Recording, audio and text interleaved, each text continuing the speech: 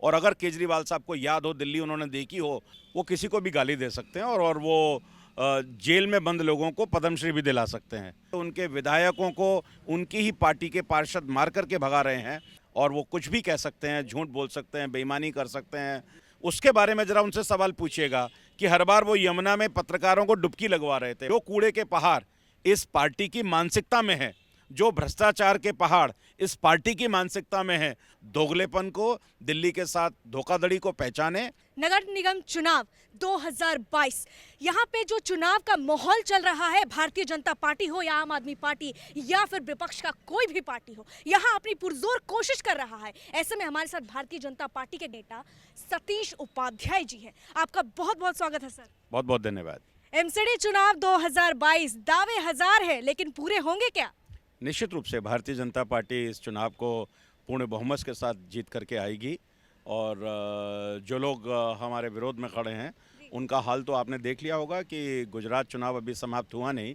जो गुजरात में चिट्ठियां लिख करके दे रहे थे कि गुजरात में आम आदमी पार्टी की सरकार बन रही है, लेकिन वहां से एक हफ्ता पहले ही अपना बोरिया बिस्तर समेट लिया और भागे, इसलिए कि गुजरात में तो जीरो है ही, दिल्ली में भी जीरो हो रहा है, दिल्ली में भी ज़मीन खिसक रही है और दिल्ली हार रहे हैं, तो मैं दिल्ली बचाऊं।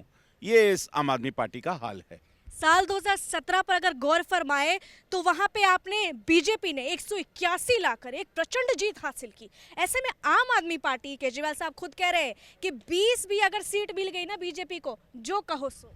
मैंने कहा ना कि वो तो वहाँ भी चिट देकर आए हैं गुजरात में।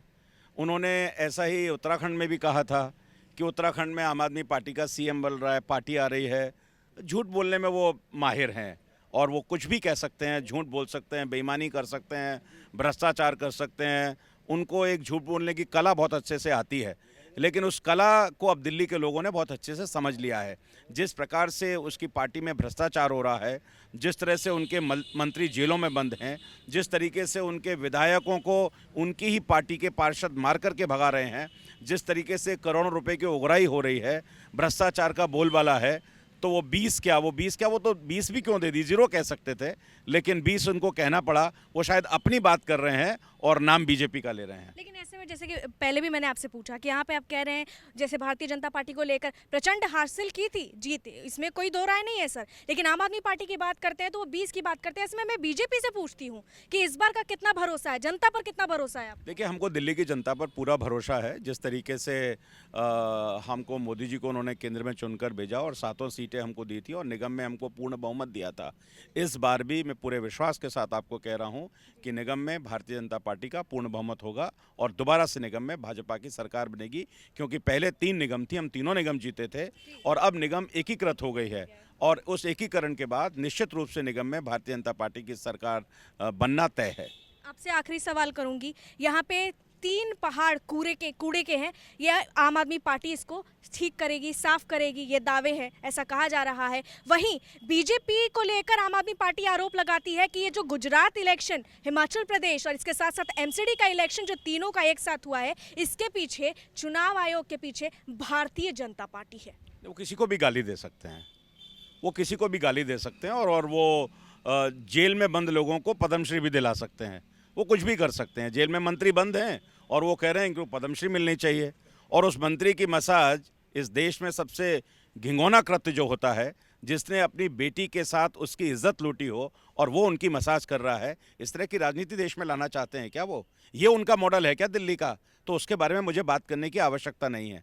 जहाँ तक दिल्ली का सवाल है, दिल्ली को जिस तरह से 8 साल उन्होंने 42,000 करोड़ रुपया नहीं दिया, परेशान किया, उसके बावजूद भी निगम ने बहुत सारी उपलब्धियाँ की, वो किसी को भी कह सकते हैं। और जहाँ तक वेस्ट मैनेजमेंट का सवाल है, ऑलरेडी जो 3 साइट जिसकी आप बात कर रहे हैं, उसका जवाब आपको देता हूँ। 20 मीटर ऑलरेडी कम हो चुकी है और अगर केजरीवाल साहब को याद हो, दिल्ली उन्होंने देखी हो, वो तो हरियाणा से आए हैं, कभी गाजियाबाद में रहते थे, कभी हरियाणा में थे।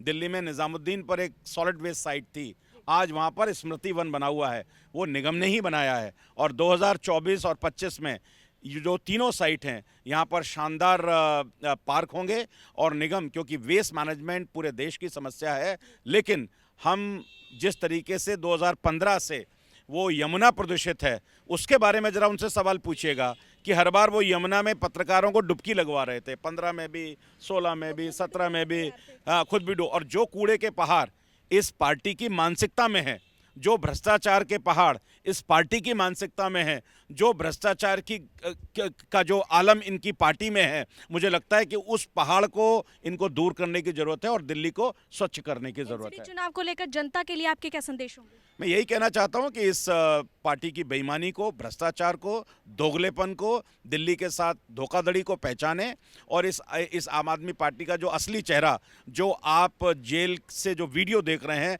वही इनका असली चेहरा है। जिस तरह से भ्रष्टाचार के आरोप लग रहे हैं, जिस तरह से जमुना प्रदूषित है, जिस तरह से पराली से दिल्ली में सांस लेना दूभर हुआ, पंजाब कंगाली के कगार पर है, इस पार्टी का मॉडल यही है। इनसे बच के रहें और भारतीय जनता पार्टी मोदी जी के नेतृत्व में देश को आगे लेकर के जा रही है और उसको ही साथ देना चाहिए और दिल्ली को बहुत ग्रीन और सस्टेनेबल सिटी बनाना चाहिए।